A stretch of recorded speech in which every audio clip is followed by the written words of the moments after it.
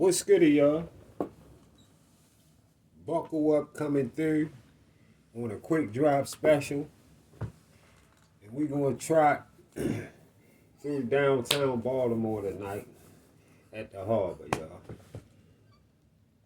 That's what we're going to do. If if you're new to the channel, make sure you hit the subscribe button. Big ups to all my loyal subscribers and everybody who just came in. Appreciate everybody.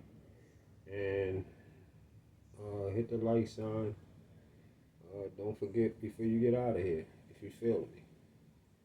Alright, like I said, we in downtown Baltimore, my city, and we gonna walk and talk. And getting started, I wanna first say this. Guys like the Boxing Voice and Ellie Setback, they not even in the talk running around bragging about being in the room. like Bark for the Bone was on his motherfucking live just recently. Running around bragging about hollering about being in a room that you not in. Making a whole big noise about some shit you totally lying about anyway. You know what I mean? You gotta realize the Boxing Voice and Ellie Setback, their move around work ethic is what put them in and put them in situations they like to be in when shit pop off. Their work ethic do that for them. You don't be in them situations like that because you just sit back and run your mouth and talk shit and try to downplay what everybody else do. You know? And and another thing I forgot to tell you last night. When you look at it, once when you look at it deep and you look it over and look into this situation, BFTB had a problem with Bud unifying for Undisputed against Ndongo at 140. He also didn't want Bud fighting Jeff Horn to get a belt at 147. And then, like I told y'all last night, now he don't want Bud to fight Fondora at 154. That's what I meant to tell y'all last night too. Now, y'all tell me that's not your typical hater smiling in your face. But definitely don't fuck with you for real. Definitely don't fuck with you for real. That man don't have his best interest for Bud at all as a supporter. Period. He don't fuck with Bud. And that's why he really making y'all think he don't really want a Canelo fight, but he would love to see Bud go fight Canelo at 168. But getting into what I really came to talk to y'all about, because I caught the goofy nigga Drew on his live this morning. And Drew, you got to speak for yourself on since you want to get off of boxing topics all the time, I'm going to go ahead and go there with you too. You got to speak for yourself on Venezuelans walking up and down our blocks. You said that we don't say nothing, or we should have a problem with all these Venezuelans walking up and down our blocks like you live all over America. Keep telling you your dumb ass live in fucking New York and that's it. I don't know why you be trying to speak for other places. Won't you say they walking up and down your block and you too pussy to tell them to go somewhere? Why you shifting that problem to everybody else? What make you wake up this morning, get on your live and want to shift your problems to everybody else? Because you got Venezuelans walking up and down your block and you want somebody to say something to them. We don't have Venezuelans real thick, not even in where you looking at right now in our downtown area. We got Venezuelans people here and Mexicans here, but Lexington Market filled up with us and white people. And maybe a few Venezuelans and Mexicans here and there. They even got their little community in East Baltimore. They stay where the fuck they live at, because they know, they do know of the worst, like, black blocks around Baltimore, and it's nothing there for them unless they buying something. They know that. They definitely don't hang out where mostly black people dominate. They don't just hang the fuck out, Drew. If that's the problem that you having, that's a situation that you having on your block. Speak for where you at. You know? If you a nigga and don't nobody know you, you better be buying something. Or you better be on a motherfucking bus stop or something. Or say what you there for. Yeah. That's how shit here anyway. I'm gonna tell you a story on my own self. I had a motherfucking tie rod pop on a tire. On a little car I was driving. I had the tie rod pop on the car when I was going over a motherfucking years ago when I was going over a speed bump. And this was about probably like 7 years ago. And after I had been where I rolled over the speed bump, after I had been in that block for about 30 minutes, I was waiting for a AAA truck to come. Nigga walked up to the motherfucking passenger window with the joint out and asked me who I'm looking for. And I told the little nigga, look at the tire, cause it was at night. Told the nigga, look at the tire. The little nigga looked at the motherfucking tire, was like, oh damn, oh my bad, bro. So my point is, don't matter if I was black, white, Venezuelan, Mexican, your ass was getting pushed up on, and you was getting pushed up on, and you better had the right motherfucking answer. Like I did. You feel me? You gotta feel me if I'm giving you some shit on my own motherfucking self. I'm trying to give you the realest of the real. Right, Chair? Yeah, I'm gonna give you that shit. I be trying to tell Drew, you a fucking goofy. What you think y'all think I'm joking? Y'all just thinking I'm just saying, niggas, you niggas is goofies. Speak for yourself. Speak for yourself. Listen, where you looking at right now, I live in a motherfucking no nonsense. I live in a no nonsense, simply not having it city. Yeah. Yeah. And pretty much the streets run this motherfucker. That's just pretty much what it is.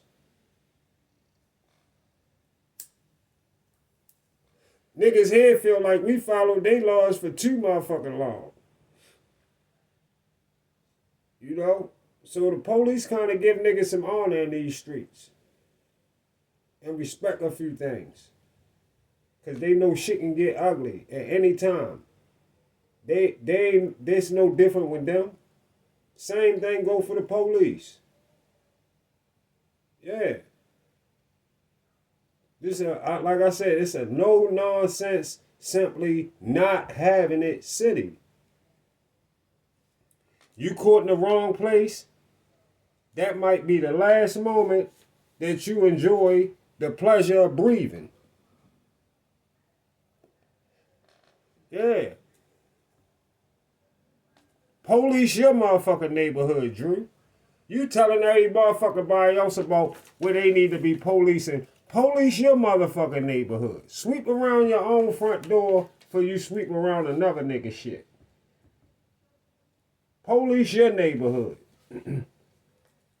I mean, and keep your goofy thoughts to yourself about places like Baltimore and Chicago.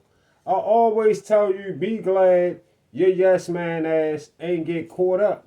Just be glad that your yes man ass ain't get caught up having to grow up in places like Chicago or Baltimore. In Chicago or Baltimore, worst places especially, because I'm experienced enough to see you wouldn't have made it, Drew. Just the fact that you don't respect the smaller man is the number one top reason I can tell you you wouldn't have made it here at all. Just because of that. It's never your size, Drew. You sat up on your live yesterday and talked about your size over Coach Malachi. Your whole show, half your show, you talked about how Coach Malachi, this little teeny person and this, that, and you this big, large human. Listen, your size, Drew, it's never your size, Drew. It's what's in your heart. You're going to find out the hard way, though. It's what's in your heart. And how much you willing to say fuck everything. You know? Your mind or your heart, your mind or your heart is not mentally conditioned. How can I say this? It's not mentally conditioned to deal with the trouble a mouth like yours will have to deal with. You're not really tough like that, Drew. All that hollering in the morning and all that other shit, that shit you doing is useless. That shit that you be doing in the morning is useless. And especially if you scared to bang that motherfucking fire stick, or you claim you got a lot to lose. I'm listening to all this shit that you saying. You got a lot to lose, and what else? You love being with your family, and you better listen. If you like all of that shit that you talking about, and the way you be talking, you better stay the fuck away from here. Trying to stick your motherfucking chest out. I heard you talking about you fucked a lot of bras down here. You try, I knocked a lot of bras off in Baltimore. You ain't hit shit in Baltimore. Guarantee you probably ain't hit one chick and never in your life in Baltimore. You lying like you just lying. You just lying. You just lying. It's just to have some. I don't know why you want to be here so bad. I don't know how a person that's not from here want to be here so bad. You want to be here so bad. In any kind of way. Even to say you banging all the chicks in Baltimore. I heard you. But like I said,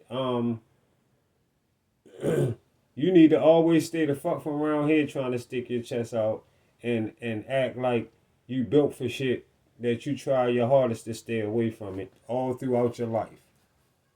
You the type of fuck boy that you the type of guy like Drew, you the type of dude that you told on me while I was in pre-release.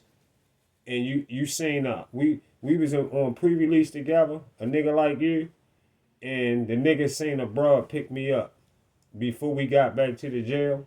You already know what I got in the car to go do, right? Then I got back with y'all before we left to go back to the jail. After we left the work site, and you told the police you seen me get in the car while we was at work earlier.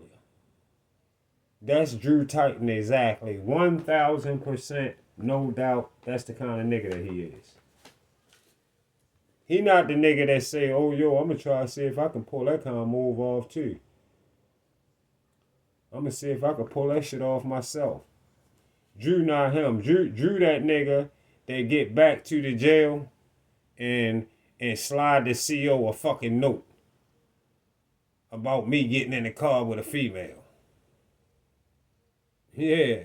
Y'all know exactly what the fuck. My niggas out here who be listening to me, yeah, my real ones who be listening to me, y'all know what the fuck I'm talking about right now. Then you got fucking Bark for the Bone over there, BFTB, over on his live earlier, telling motherfuckers he got Devin pay-per-view numbers from the source. I was laughing my ass off watching him say that dumbass shit. And then guess what he said to even top it off? He put the icing on the cake. He said I was on the phone with the motherfucking source. And he said he was on the phone. He said he was on the phone with the people and they said trust BFTB. They said that they trust BFTB not to give out the pay-per-view numbers. Yeah, that's what he said. He said he got on the phone with the motherfucker and he said they was in there talking and said they can't get, we not giving the numbers to nobody in the public. They said this is BFTB. They said they gave the numbers to BFTB. Yeah, that's what he said. That's what the fuck this goofy, I told y'all this motherfucker delude, this YouTube shit that fucked him up. It done fucked him up for real. That's what he holler. He could have lied and said Devin and Regis did 5 million pay-per-view buys. He could have told us that. When this dummy ass don't realize we would have known ahead of time that he was lying anyway. What make you think that you could have went and told us you got a phone call and you know Devin and Regis did 5 million pay-per-view buys and everybody would have just believed you? You not national like that. You not known like that, BFTB. You is fucking delusional as fuck. Where is you at? Yo, you better go take some medicine or something and get your mind right. You not like nowhere near like that. Don't nobody know you. Only a couple people know about you. Don't nobody know you. No motherfucking body would believe you if you would have came back and said you got no 5 million. Don't nobody talk to you. You don't got no credentials, no license, no nothing. Don't nobody know you. You is nobody. You a peon. You nobody. He mad he can't be Mike Coppinger or Steve Kim. He mad that they got the source. And they been connect with the source before his peon nobody ass even was on YouTube. They been plugged before he was even thought of on YouTube. This dummy motherfucker actually believe he can get numbers from a network that's not giving numbers to nobody. You make yourself look stupid as shit, lying like this.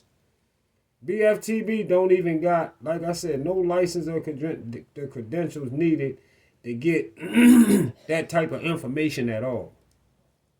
That information is strictly for guys like Steve Kim, Mike Coppinger, Dan Raphael, yeah. And no, they didn't come, none of them came to YouTube channels to get their positions. None of them. The Bark for the Bone delusions has took over this man's brain. And BFTB will never come out his mouth in a disrespectful way to no fucking Devin Haney or Bill like he said he would. If they do something wrong, I'll say this, I'll say that. You won't say shit. Shut the fuck up. Shut the fuck up. You won't say shit. Let me tell you why you won't say shit. Because they finally did what you've been begging everybody to do. That's why you got a problem with tanking them. Because their assistants coming to your channel and talking to him is helping his channel a lot. They help him. He definitely not needed at all. It's plenty of other channels for them to go work with. They already there. They at the pinnacle. Devin Haney already a pro. He good. Whether BFTB was there or not, it don't matter. It's a bunch of motherfuckers that can run around and say shit for Devin and all that shit. That ain't nothing. So he not trying to fuck that up at all. He not fucking that up at all. He'll never get out of pocket with Bill or Devin. It's the number one reason. It's the number one reason that, like I say, he sucked them boys off like he did. And of course, BFTB gonna defend a Diddy party. BFTB or Drew Titan. And don't ever be surprised if any of these dudes, don't ever be surprised about them defending no Diddy parties. At all. That's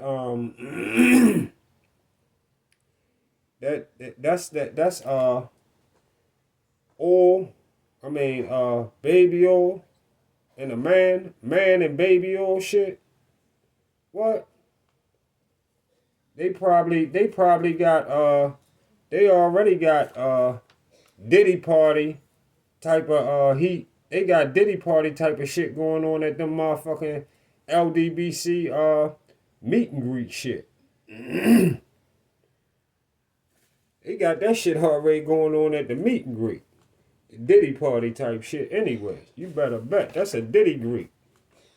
But that's a whole nother show. I see y'all on the Get Back.